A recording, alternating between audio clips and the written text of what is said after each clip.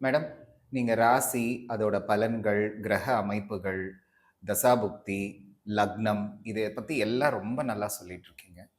எனக்கு ஒரு கேள்வி உண்டு. ஆ தர்ப்பணம் அப்படின்னு நாம சொல்றோம். தர்ப்பணம் அப்படிங்கிறது வந்து முன்னோர்களுக்கு கொடுக்கறது அப்படின்னு நம்ம எல்லாருக்குமே தெரியும். பொதுவா ஆடி அமாவாசை இந்த மாரி முக்கிய நாட்கள்ல பித்ருக்கள் மேலோகத்திலிருந்து கீழ வராங்க. அவங்களுக்கு நாம பரிகாரம் செய்யணும் அப்படின்னு சொல்றதுனால எல்லாருமே செஞ்சுட்டு இருக்கிறாங்க. வருஷா வருஷம் திவசம் செய்றவங்களும் உண்டு. அவங்களும் இந்த தர்ப்பணம் கொடுக்கறத செய்யணுமா?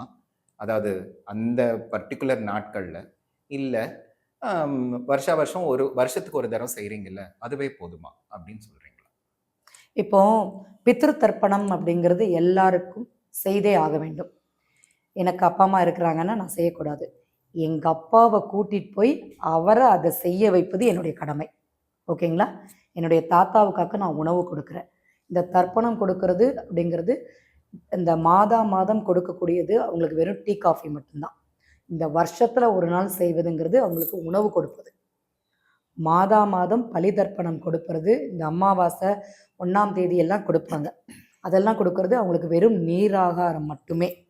இந்த வருஷத்துல ஒரு நாள் செய்யக்கூடியது மட்டும்தான் அவங்களுக்கு வந்து உணவாக அவங்களுக்கு போய் சேரக்கூடியது. பிண்டம் கரைத்தல தான் சொல்றீங்க நீங்க.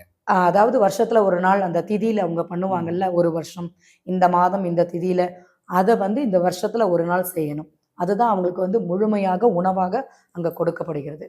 இத வந்து கண்டிப்பாக பண்ணணும்.